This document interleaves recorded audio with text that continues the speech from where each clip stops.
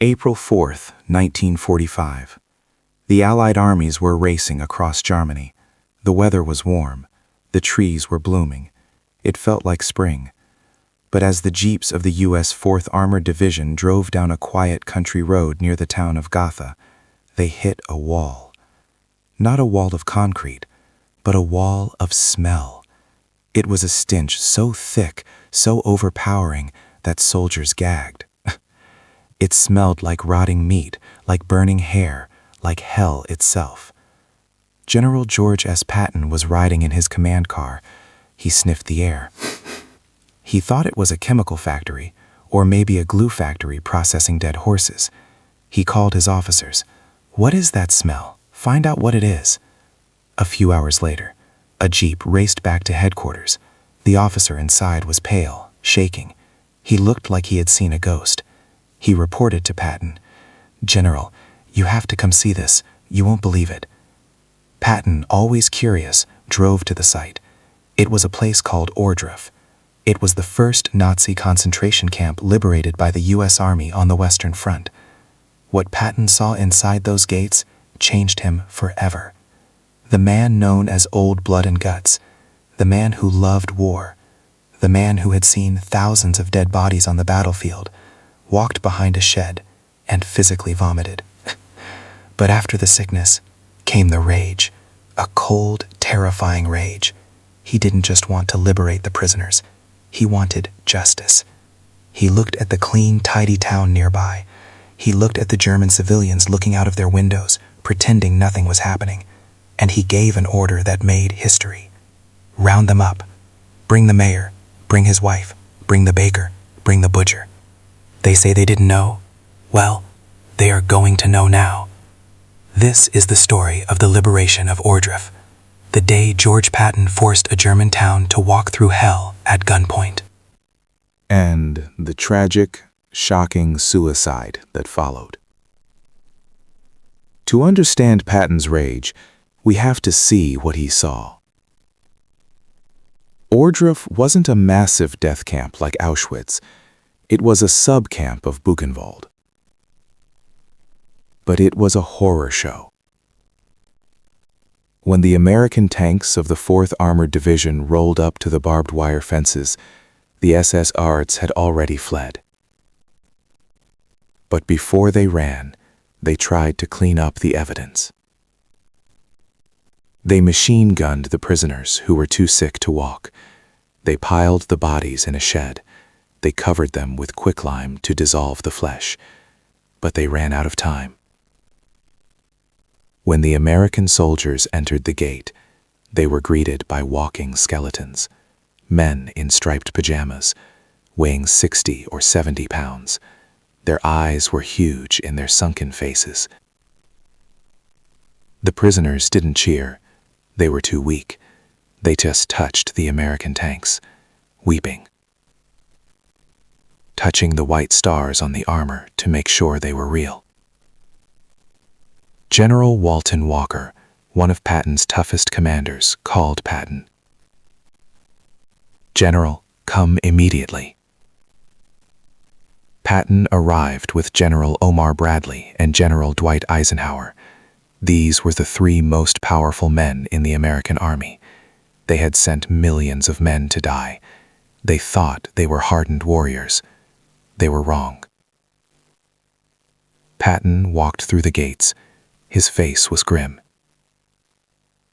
He carried his riding crop. His helmet was polished. He looked like a conqueror. But as he walked deeper into the camp, his posture changed. He saw the Abelplatz, the roll call square. There were bodies stacked like cordwood, 20, 30, 40. Naked, starved, shot in the back of the neck. Patton walked up to one of the piles. He stared at it. "My God!" A survivor, a skeleton of a man, crawled up to Patton. He tried to kiss Patton's boots. Patton stepped back gently. He helped the man stand up. He had tears in his eyes. Then they found the torture shed. Inside there was a whipping block. The wood was stained dark with old blood.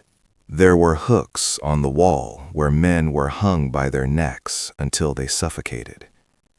The camp guide, a prisoner who spoke English, explained how the SS guards would beat men to death for fun. Eisenhower's face went white. He looked like a statue. Bradley was silent. He couldn't speak. But Patton was vibrating with anger. He walked to the back of the shed. His aides saw his shoulders heaving. The toughest general in the world was sick to his stomach. When he came back, his voice was different. It wasn't the voice of a general. It was the voice of a prosecutor. He turned to a young American MP, military police. "Did the people in the town know about this?" The MP replied, "They say they didn't, General. They say they thought it was a prison for criminals." Patton laughed.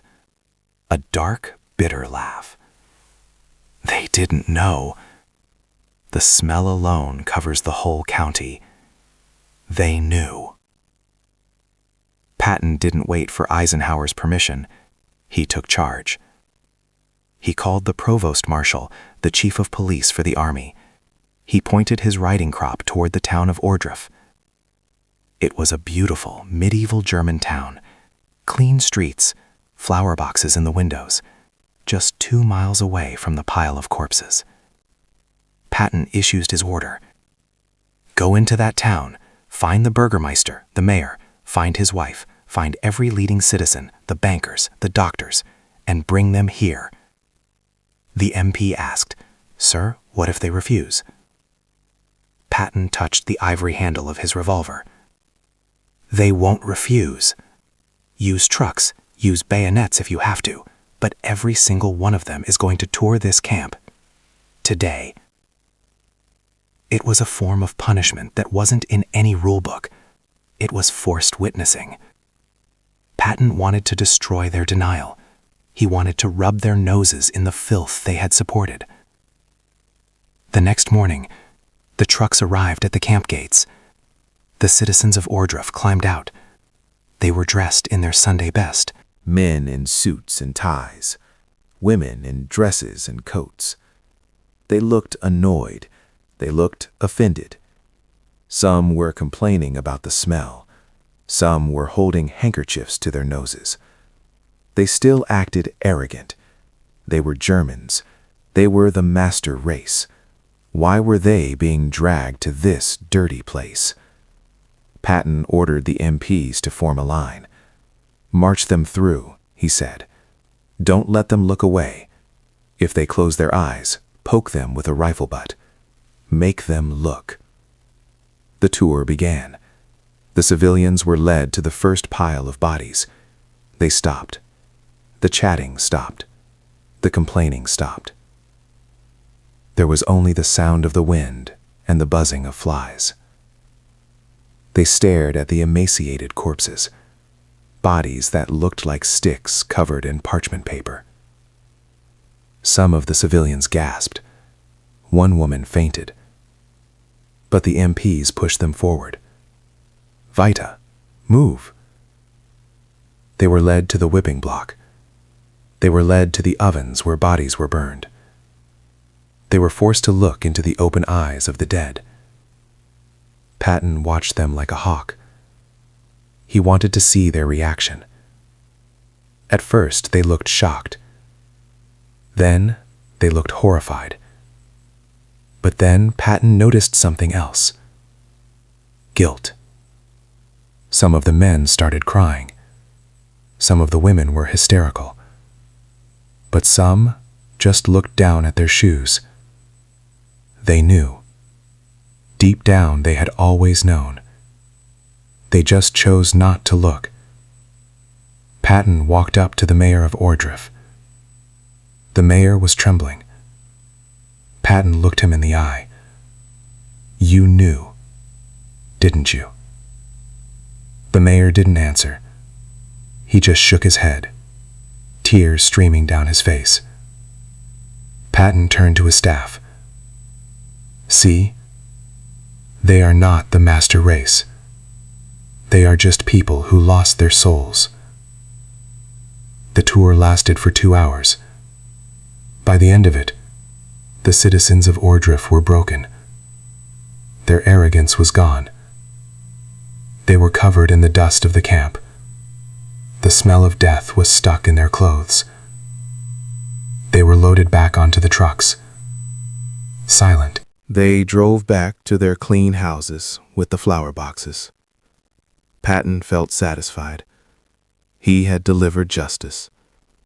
He wrote to his wife that night, "I have never felt so angry, but I believe we taught them a lesson they will never forget." But the lesson was too strong for some. The mayor of Ohrdruf and his wife went home. They entered their house. They sat down in their living room.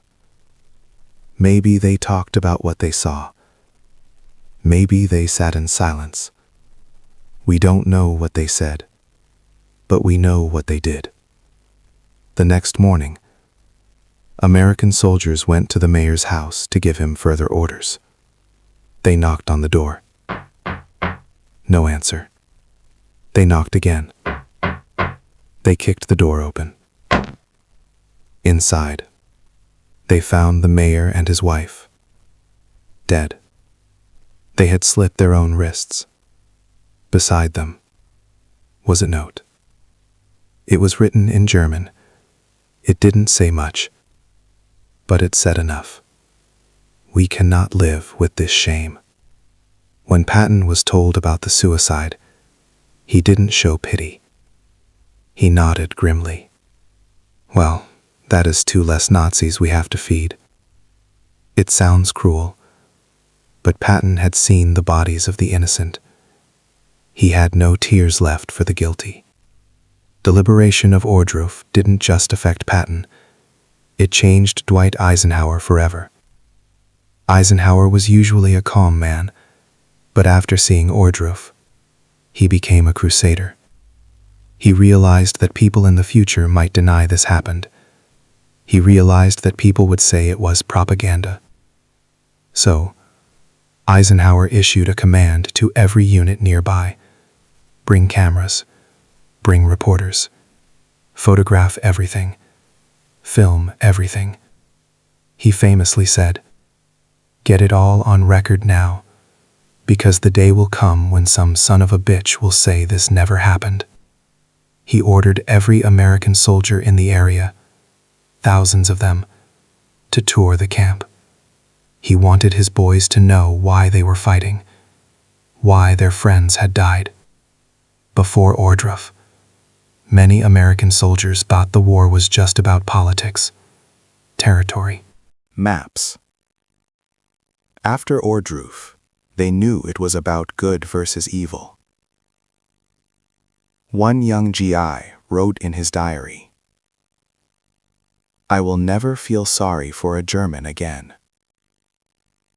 I know what we are fighting for now.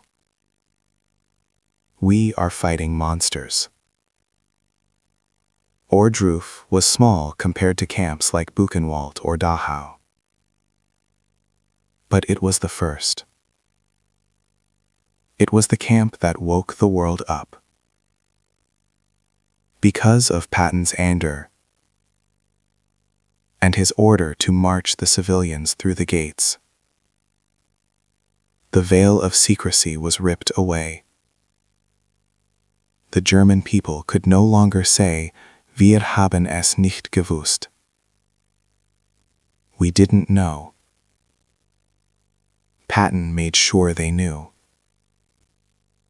This event hardened the American attitude toward Germany. The friendly occupation ended. The denazification began. Patton, often criticized for being too soft on former Nazis later in the war, was actually the one who exposed their crimes most brutally in the beginning. George S. Patton is remembered for his tanks, for his ivory pistols, for his speeches about blood and guts. But on that sunny day in April 1945, he wasn't a general. He was a human being, confronted with pure evil. And his response wasn't to look away. His response was to grab the evil by the neck and force the world to look at it. The mayor of Ohrdruf couldn't live with what he saw. But thanks to Patton, the world will never be able to forget it.